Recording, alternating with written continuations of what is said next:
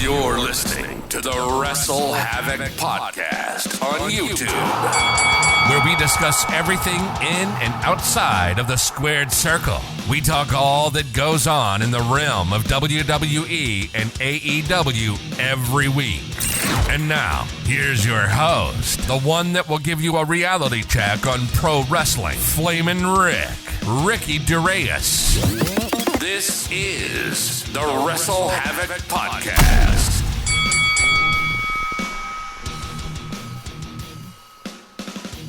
Bullshit. Bullshit. That is the key term that I'm going to start this wonderful show that we are going to be discussing tonight. Bullshit. Unnecessary dumbassery. Dumbassery alone. What is up, everybody? We are going to be discussing the worst, and I mean this wholeheartedly, the worst Raw of 2023 and the worst Raw After WrestleMania, the most boring Raw After WrestleMania of all time.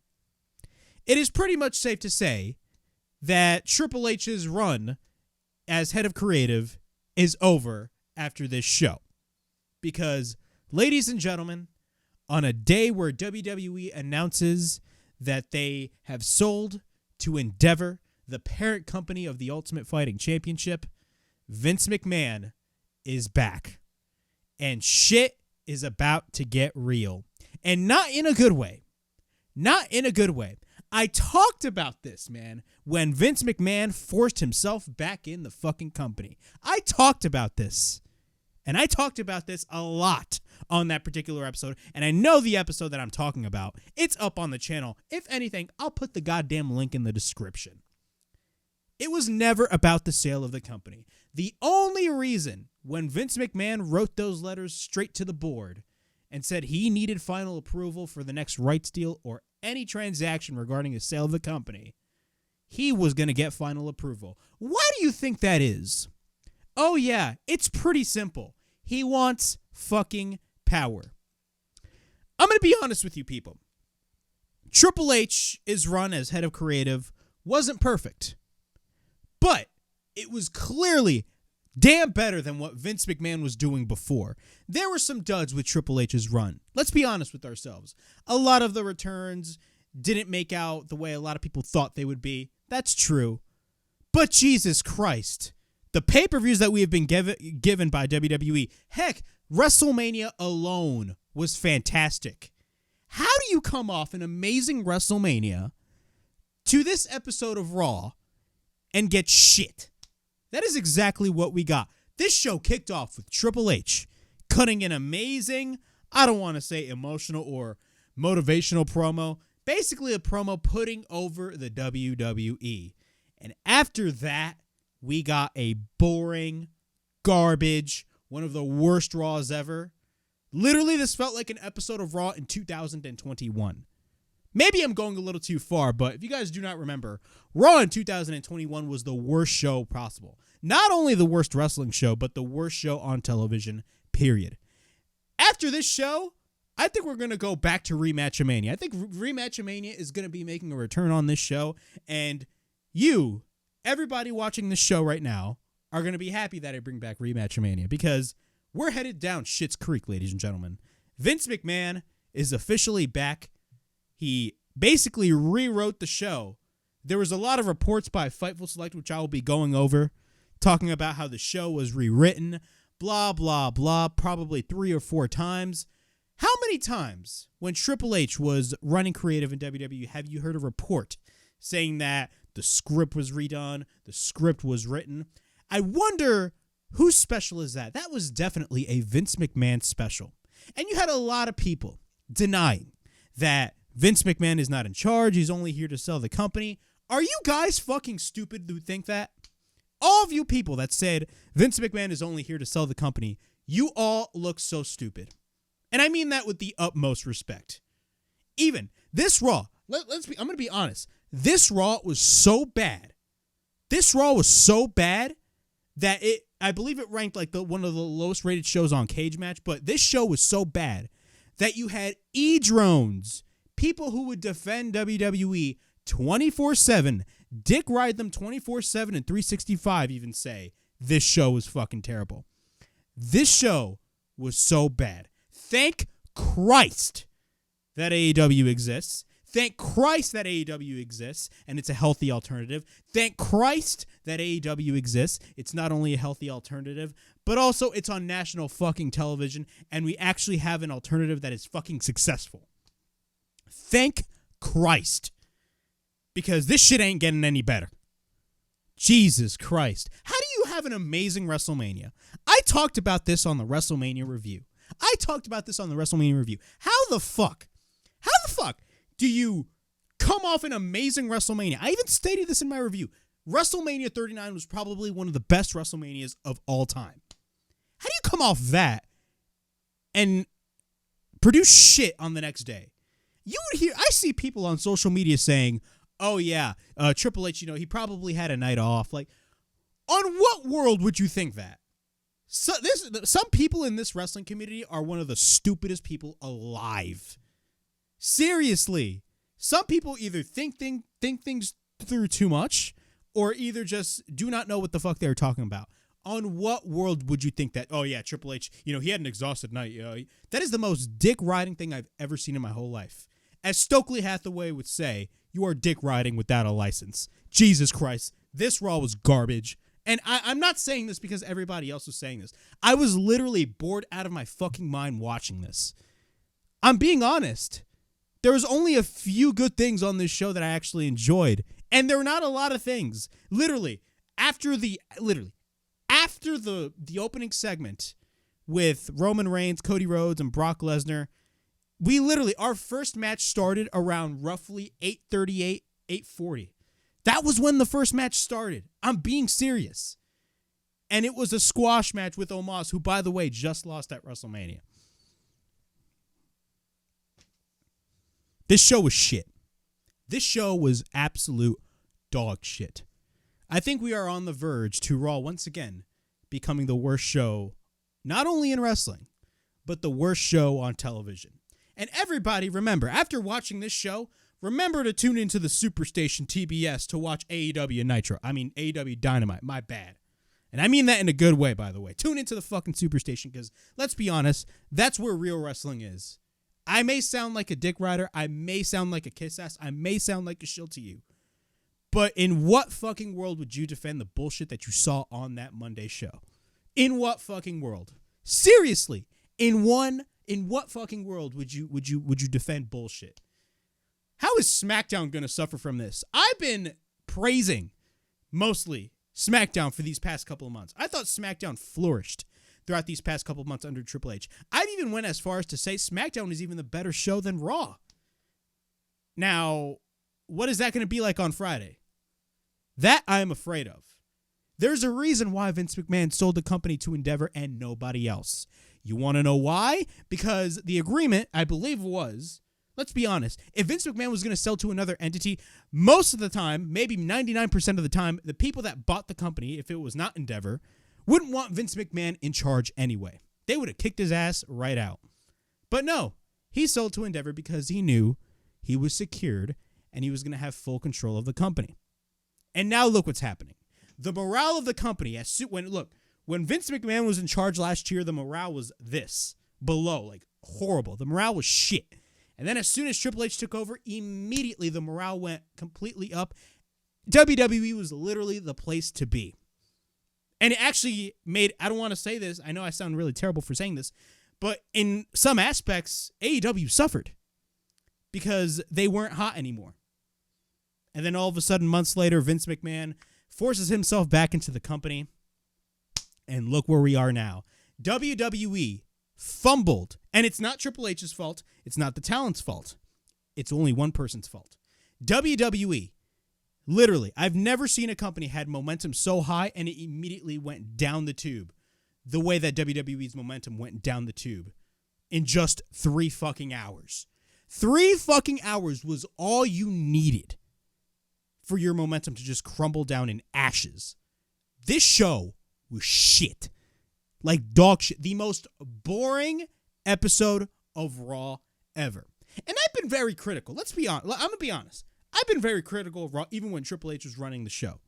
You know, I was very critical of the show. Let's be honest. You know, Raw has been a boring show in the past couple of months. But not as bad as this fucking episode. Let's be real here. I'm actually, you know, Wednesdays are usually my, you know, Dynamite reviews are really my favorite reviews, but I don't know, man. I'm starting to really get the hope that Raw actually becomes more bad, because then I look forward to talking shit on how bad this show was. This show was top tier garbage. Good God. If there's any indication that Vince McMahon is back, watch this fucking atrocity. This is what it was. This show was a fucking atrocity. Bullshit. Bullshit. Vince McMahon is a fucking liar. And he looks like an evil villain now with his shitty mustache. Have you seen Vince McMahon now? The pictures that came out of Vince McMahon and how Vince McMahon looks in the interview. Vince McMahon looks like a pimp. He looks like a legit pimp. This guy looks like a fucking clown. Good God. Good God. Bro, I swear, man, this show was garbage. It just was. It was shit. All the hype around this show, and even myself, I was hyped around about this show. About, man, finally, we're going to be getting a Raw after WrestleMania that's actually good. Holy shit, Jay White is going to make his debut in WWE. I think Jay White is probably double checking, and most likely he's not signed. And most likely, I believe the reports that stated WWE didn't even look at Jay White. FTR definitely know where they are going next. And let me tell you, it's not WWE. These motherfuckers, literally, looking on how bad this show was, gave me more hope that FTR is not going to WWE and staying with AEW. You think FTR is stupid? Nah, man, these people were like, fuck that, I'm staying where I am right now. Seriously. AEW has its flaws, but Jesus Christ, they're not as bad as WWE's. I'm so fucking sorry. And in a couple of years, once the Peacock deal is over, these people expect you to pay $50 to $60 for a WWE pay-per-view. Fuck off. Fuck off. It's not going to happen now. But once that Peacock deal is over, you know that shit's going to fucking happen. I'll talk more about the WWE buyout tomorrow on the WrestleHavoc podcast. But we are going to be talking about this atrocity of Raw. I don't even want to call this the Raw after WrestleMania, because let's be honest, it really wasn't the Raw after WrestleMania. It was the Raw of bullshit. That's what it was. It was the Raw of bullshit dumbassery. This show is garbage. It makes me look forward to Dynamite even more after I watch this show. Dynamite is going to be a special show, ladies and gentlemen. Tony Khan has this important announcement to make, by the way. Yeah, you know, I know y'all joke about that a lot, but man, wasn't Triple H set to have an announcement and he didn't even say the fucking announcement? Shit. But overall, this show is garbage. We're already 13 minutes in, and I gave you guys a small little rant. But before I get on with all this craziness regarding this shitty episode known as Monday Night Qual, I'm sorry, I feel like Steve Austin and ECW calling this shit Monday Night Qual. That's hilarious. My bad. My apologies. Before I get on with all this bullshit of a show, make sure to like and subscribe to the WrestleHavoc Podcast right here on YouTube, in which we discuss everything in and outside of the squared circle. Make sure to like and subscribe for more content. And as the frickin' referee would say, ring that damn bell for more notifications. If you guys haven't checked out my last few videos, of course, I talked about the Go Home SmackDown before WrestleMania 39, in which we had the final face-off between Cody Rhodes and Roman Reigns. Of course, WrestleMania Night 1, which was a fantastic show, one of the best WrestleManias of all time, in my opinion. Of course, main evented by the Usos, taking on Sami Zayn and Kevin Owens in an amazing main event. Check that out as well. And in a not better show, but still relatively a good show, we had WrestleMania Night 2 with the main event of Cody Rhodes versus Roman Reigns, which was an all-time classic, but it had a bullshit ending as Roman Reigns retained. You guys know my thoughts on that if you guys haven't checked out all three of those videos. The link will be in the description below. And I just realized, literally, if you guys are wearing headphones, please take them off, because the intro is about to play once again, because I completely forgot to turn them. Yep, I completely forgot. It's a common thing on especially this amazing show that we had last night on Raw. But let's discuss this fucking atrocity. It's the Raw after WrestleMania. and the crowd wasn't hot. Literally, I think the days of Raw after WrestleMania having hot crowds are over. I mean, we saw that last year. I mean, the Raw after WrestleMania last year wasn't really that good. This year was no different. And people are saying, oh, but Raw did a 2.2. Yeah, because it was the Raw after WrestleMania, dumbass. It's the Raw after WrestleMania. Triple H kicks off the show, and he welcomes us to Monday Night Raw. The fact that I called the show Monday Night Raw, like, Jesus Christ. Who am I, Stone Cold Steve Austin? If you guys don't know what that is, it was an old segment in the original ECW where Steve Austin was actually there, and he made fun of the fact of Monday Night Raw, of Monday Nitro and all that shit. So that my apologies for calling that shit that. Triple H kicks off the Raw after WrestleMania, welcomes us to Monday Night Raw. Monday Night bullshit. And he has got to tell you, if he wasn't high from this weekend, he sure is now. This is unbelievable. What a weekend this was. WrestleMania, 161,000 fans jam-packed for 2 nights at SoFi Stadium. The ultimate spectacle for an event that truly lived up to his name, and possibly the last ever event that will live up to his name, Jesus Christ. The grandest stage of them all. An event 40 years in the making. From one man's vision in Madison Square Garden to 4 days later, SoFi Stadium, that was beyond his expectations. He came here for a moment, and he thanks us all. Thank you to every superstar in the back, every performer that stepped up in the ropes, and they put their bodies on the line every single week. He basically thanks everybody. He takes a moment to say thank you to the staff and crew to make this weekend possible, and everybody in the back and the camera works that do the camera. You know, he points actually at one of the cameramen, Stu. We got a bunch of Stu chants by the crowd. He's got to tell you all the people behind the scenes that make this possible. He then walked into SoFi Stadium, and no matter how many times he saw the drawing, when he saw that set, it blew his breath away. They made the spectacle what it was, and he takes his moment to thank the most important people, the fans, the WWE Universe. We make it possible to do what they do every week, and he thanks us. And he says, on a day where WWE is dominating the news and social media, the day after WrestleMania where everybody wants to talk about us, WWE wants to make an announcement that everybody wants to talk about. And he ensures that we ain't going anywhere. The same WWE we love, the same WWE that put 161,000 people to the rafters at WrestleMania is going nowhere. The same WWE we love, the drama, all of it, we are going nowhere. We will be here week in and week out, event after event, packed stadium after packed stadium, because we are the WWE. Then, now, forever, and together. Before I continue on, this was a great promo by Triple H, but I felt like, and most likely this isn't the case, but this kind of felt like, in a way, a goodbye for Triple H, because we already knew who the fuck was running the show last night. And I don't want to be that type of guy, but I'm going to be honest, man. This promo, you know what it felt? It felt like the fucking calm before the goddamn storm. That's what it was. It was the calm before the storm, because we were about to be introduced to a sack of shit that was this show after this. After that, he brings in Roman Reigns. He brings out Roman Reigns coming off of a win over Cody Rhodes last night. He comes out with Paul Heyman and Solo Sikoa. Paul Heyman has the microphone. We get a bunch of loud boos for Roman Reigns. Roman gets the microphone. We get a bunch of Roman sucks chants. It says as soon as he's about to speak, we get a bunch of loud boos by the crowd. And he talks about how last night, he guesses after last night's performance, they should do it like this. Hollywood, acknowledge me. And then what happens is Cody Rhodes immediately comes out with a pissed off look in his face. Cody has the microphone. We got a bunch of Cody chants by the crowd, basically ensuring that he is still relatively over. He knows what he wants to talk about. Today is turning out a lot different than he anticipated. He thought that he would be standing here as the undisputed champion. Oh, you know, he doesn't have it. He felt it. But he will acknowledge this. Last night at WrestleMania 39, you were the better competitor. And Roman, they always have to do this with a tiger and watching, but this being a factor, and he knows that he knows. He won a lot of matches and won a lot of matches, but last night he had him right where he wanted. He had him.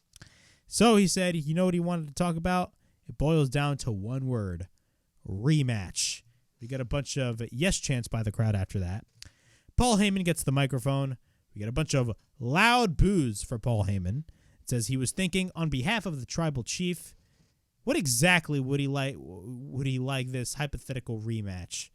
Cody then replies, tonight. And then Roman has this pissed off look at his face. After that, Paul Heyman says, no rematch. Not tonight, not in Puerto Rico, not at SummerSlam, not at Survivor Series, not in San Francisco. No, no, no, no, no, no, no. After that, we get a bunch of bullshit chants by the crowd.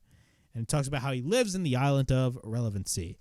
And Cody says that he's not in a normal mood for his games. You think he is in a normal mood for last night to happen to him? Let's read between the lines. You don't want to give the people what they want because he knows exactly why. If you don't want to do the rematch, why do a rematch? Let's do something here and something now. And then we get a bunch of Roman scare chants by the crowd. And then Paul Heyman states, momentito, por favor.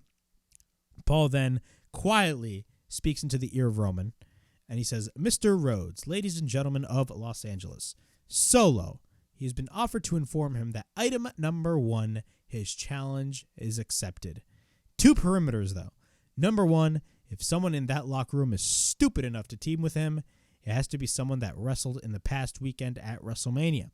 He will realize anyone who walks into that and agrees to be his partner, he will never get another title match as long as Roman Reigns is the undisputed Universal Champion. So what do you want to talk about now, Cody? And what happens? Brock Lesnar comes out. Cowboy Brock is his partner. And what happens? Brock Lesnar shakes the hand of Cody. And looks like both these guys are best friends. So I will say this. Even though the show was shit, this was actually not a bad segment. But again, overall, I thought the segment was fine. I still stand where I stand on Sunday. You know, I feel like if there was a time to put the belt on Cody, the time was now. But let's be honest with ourselves. Now with Vince McMahon booking this, should you honestly expect them to be really successful in this? I may be wrong, but let's be honest. Vince McMahon does not have a good track record on booking babyface. A classic Vince McMahon special is literally overexposing constant babyfaces to the point where they literally get turned on by the fans. The fans end up turning on the babyface. Literally, look what happened to Roman Reigns when they were literally shoving him down our goddamn throats. Just think about that. Think about that. Overall, though, this was a good segment, but of course, we all know what happened at the end of Raw. And this whole segment, the whole Triple H and Cody Rhodes, Roman Reigns, Brock Lesnar, Paul Heyman segment, this shit almost took over the entirety of the first hour. Our first match, literally, the first match on this show was a goddamn squash match between a guy that lost to Brock Lesnar at WrestleMania. That being Omas versus Elias. And this match roughly started around maybe 8:40. I may be wrong, around 8:38, 8:40, somewhere around there. Literally, that was literally when the first match started. We got Omas versus Elias. Elias tries to go after Omas, but then Omas goes for the clothesline. After that, he slams Elias down to the mat. And then once again, he slams him down to the mat, and then he takes Elias into the corner. He splashes Elias into the corner, and then he picks him up, and then he drives Elias and boots him. Omas then plants him down to the mat, and then we get a cover, and Omas wins the match. Who cares? The Usos then enter Roman Reigns' locker room. Paul Heyman comes out and says the tribal chief is talking with Solo Sikoa, and the tribal chief wanted to let them know what a wonderful WrestleMania was for some. The jet is fired. Go get a head start on the jet. There's a lot of food there, blah, blah, blah. You'll go there. We then get a video package of the Hall of Fame. And then after that, Kathy Kelly interviews Bad Bunny. She asks him, how excited are you for bringing WWE back to Puerto Rico? And he says he is very happy that WWE is coming back to Puerto Rico. But right now, he's just enjoying Raw as a fan, and he is ready for everything. See you in Puerto Rico. And then Rey Mysterio comes out. We get a bunch of 619 chants by the crowd. He talks about what an emotional week this was. He just got inducted into the Hall of Fame, and if it wasn't for the fans, he wouldn't be here. Gracias, mi raza. He wants to take his time for the WWE Universe to thank the WWE Universe because they have welcomed him with open arms. Thank you, gracias. He loves them, but Bunny, he wants to take his time to thank him. And then what happens? Austin Theory comes out and he says, Ray, hear me out. Me and you deserve a little bit of respect.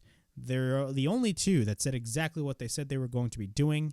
He beat the product of his own bad parenting, and he himself beat a legend.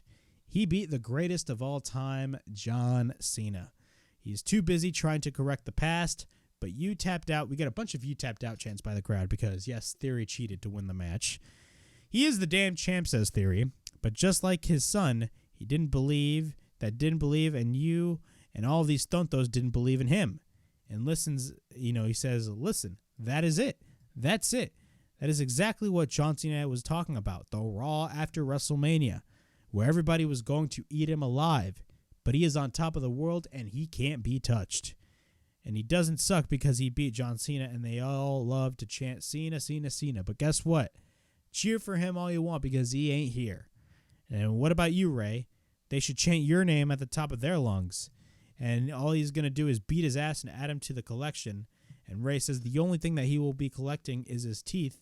And after he hits him with the 619. And then we get Austin Theory versus Rey Mysterio. Both men lock up. We get a side headlock by Theory. Shoulder tackle by Theory. Once you're back from commercial break, Rey gets taken into the corner, but then Rey gets taken to the top rope. Theory then tries to pick up Rey off the top, but then Rey fights back. We then get a back elbow by Rey, but then Rey goes for the crossbody. We then get a cover and a near fall. Theory then takes out Rey. We get a tornado DDT later on by Rey on Austin Theory. Rey then takes him down face first, but then Rey goes to the top, but then Theory comes back. Rey goes for a senton, but then we get a springboard crossbody by Rey. We get a cover and a near fall. After that, we get repeated rights by Rey, but then Theory fights back and hits a shot onto the back of Rey Mysterio.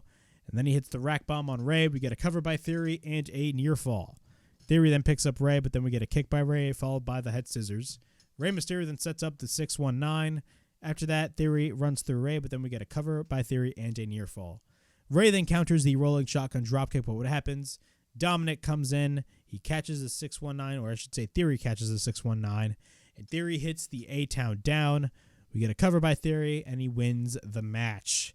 After the match, Dominic hits repeated rights on his own father, of course, very pissed off at what happened at WrestleMania.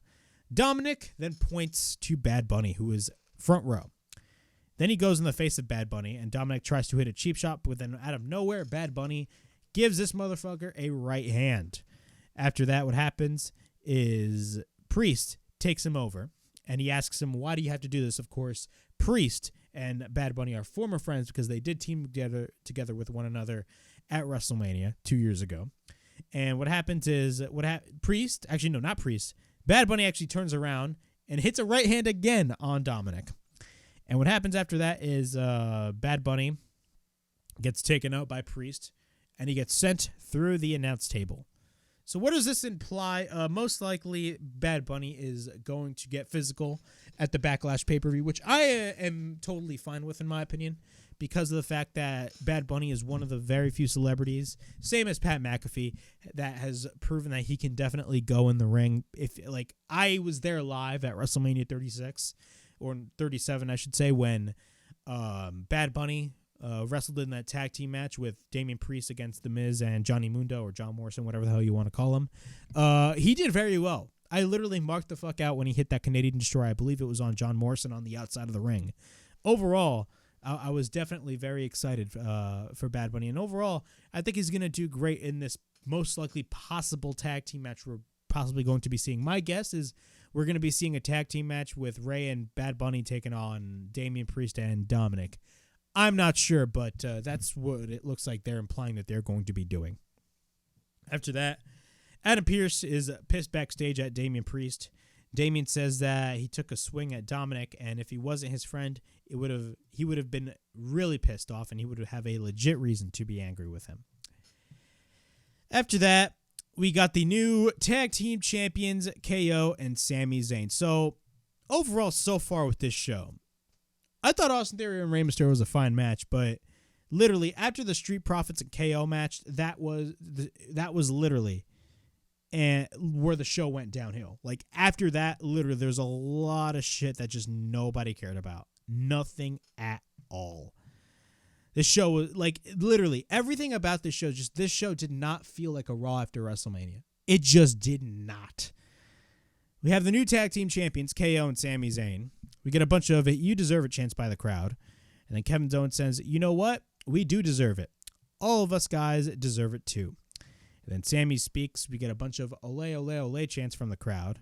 And look, it's been a couple of crazy years, but from last year's Mania wrestling Johnny Knoxville all the way to the main event of this year's WrestleMania in Los Angeles, he knows it's corny, but none of this would have been possible if it wasn't for us, the fans, so thank you. But enough mushy-gushy stuff. He knows Los Angeles likes to celebrate. Kevin Owens says hopefully they have some kind of the same kind of celebration, but he wants to fight. Fighting with your heart out is the perfect celebration. He challenges anybody in the back right now. And then what happens? The Street Profits come out, and he says, "Look who it is. It's Kevin Owens and Sami Zayn, our new undisputed tag team champions of the world. What a marvelous day it is in L.A. A toast for you, because like the crowd says, you truly deserve it." Don't they deserve it? But they also came off a victory at WrestleMania, and they asked for a match against them, and they got it. So we then get the Street Profits versus Kevin Owens and Sami Zayn. Relatively good match, but honestly, I just didn't really care as much for this match, even though I thought this was a pretty good match. Sami and Dawkins lock up. After that, we get a side headlock by Sami, and then he takes down... Actually, no. So we get a side headlock takeover by Sami, and then Dawkins goes for the same move. We then get a deep arm drag by Sami, but then we get a shoulder tackle by Dawkins. We then get an arm drag by Sami, but then KO makes the tag. Then after that, senton by Kevin Owens, and then he goes for the second senton on Dawkins. We get a cover by Owens and a near fall, and then he goes for the third senton. We then get a cover and a near fall. Sami then tags in, but then Ford goes for the blind tag. Up and over the top rope by Ford. We get a cover by Ford and a near fall. We get a kick by Ford, but then we get a right hand by Ford, but then Ford says he gets sent to the corner. Sami Zayn then goes for the backdrop, but then we get a cover by Ford and a near fall. KO then tags in, but then KO goes for the backbreaker. We then get a cover by KO and a near fall. Then after that, we get a knee by Kevin Owens, but then Kevin Owens sets up the stunner attempt, but then Montez Ford counters. We then get a right hand by Montez Ford. Dawkins tags in, but then Dawkins is in the corner is in control, I should say, over KO. Ford then goes for the dropkick, but then we get a cover by Ford and a near fall. Once we're back from break, Kevin Owens gets taken into the corner, but then Ford runs into the corner when Kevin Owens ducks. Sami then tags in and hits a crossbody off the top. We get a cover by Sami and a near fall.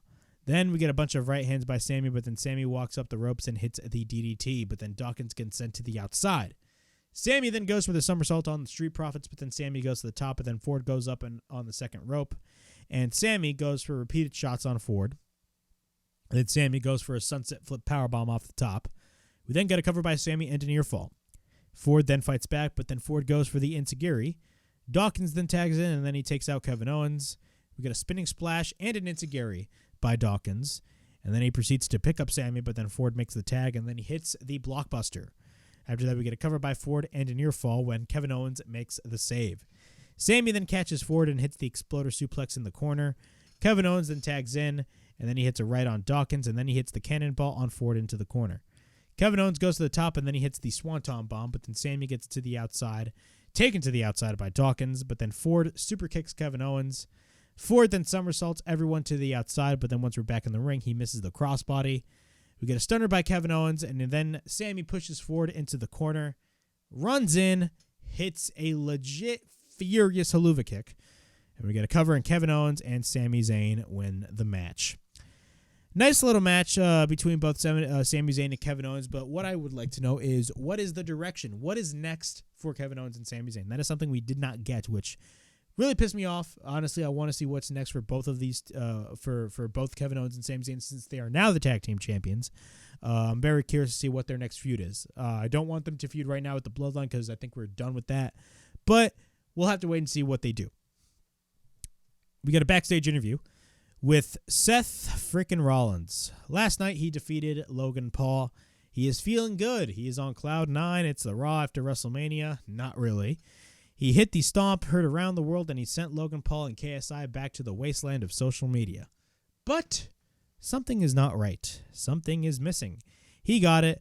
The party isn't back here. The party is out there. So, play my song. His song plays, and then he laughs. The crowd is singing his song. So what happens, he is in the ring, basically. And what happens is, literally, Seth Rollins is in the ring. You would expect him to say something. And apparently, this segment was changed. This was like one of the changes of the show. And literally, I believe one of the people, like one of the cameramen, I'm not sure, like told Seth Rollins in the ring while they were on commercial break that, you know, the segment has changed. You're just going to stand in the middle of the ring and just literally take in all the song and by the crowd, all that shit. And there was a video of him, literally, Seth Rollins, throwing the goddamn microphone across the ring to the outside. If that does not show you that Vince McMahon is back, I don't know what will. But literally, he's in the ring, says nothing. It's just the crowd just singing his song. That's it. Literally, this was the exact segment where a lot of people were like, oh my God, this is where either Matt Cardona or Switchblade Jay White were going to show up in the show. No, we got nothing. Literally nothing. So I ask everybody watching this review, what the fuck was the point? I'll tell you what it is. A time-killing segment. That's what it was. This shit, its only purpose was to kill time because Vince McMahon literally ripped up the whole fucking script, did not give a shit, and just booked whatever the fuck he wanted to book because he did not know what the fuck he was doing because he is completely out of goddamn touch with everything that is going on right now. So let's be honest. What the fuck was going on? What was the point of this segment? I'll tell you what it is. Nothing. We get a backstage interview with Bobby Lashley. He's asked how he's feeling. He has a lot of frustration. He's pissed that he didn't wrestle at WrestleMania, but you won the Andre the Giant Memorial Battle Royal, and you weren't saying anything at WrestleMania. He's pissed that he didn't wrestle at the pay-per-view. Bronson Reed then comes in and basically just cuts a promo in front of Bobby Lashley, and then basically possibly teasing a future match in the future. Ali then comes in and says he asked if he needs to change this negativity, and he needs to be more positive. And then what happens is Lashley just beats the shit out of him, and then we get Lashley versus Ali. Ali tries to avoid him, and then we get a kick by Ali. And then he applies the Hurt Lock, and the match is over. Yes, this was a legit match. Nobody gave a fuck. The crowd was dead. Roman Reigns with Solo Sikoa. He asks Paul Heyman if his cousins are gone, and he asks him, did you know Brock would be here? And Paul says, you know, we usually take 6 to 9 months off. How can this happen? Brock Lesnar will never get another championship title shot against Roman Reigns. And Roman Reigns questions him, talks about how he will smash Cody tonight and he will tag team with Solo Sikoa. After that, this is where the show really goes to shit. Nobody gave a fuck. We got Bianca Belair. Literally nothing on this show mattered except for like the main event in the segment. Nothing on this show mattered. Literally. Bianca Belair comes out, talks about how the EST is still the Raw Women's Champion. She puts over Asuka. Asuka is one of the most dangerous women to step into the ring, and she can proudly say, we did it.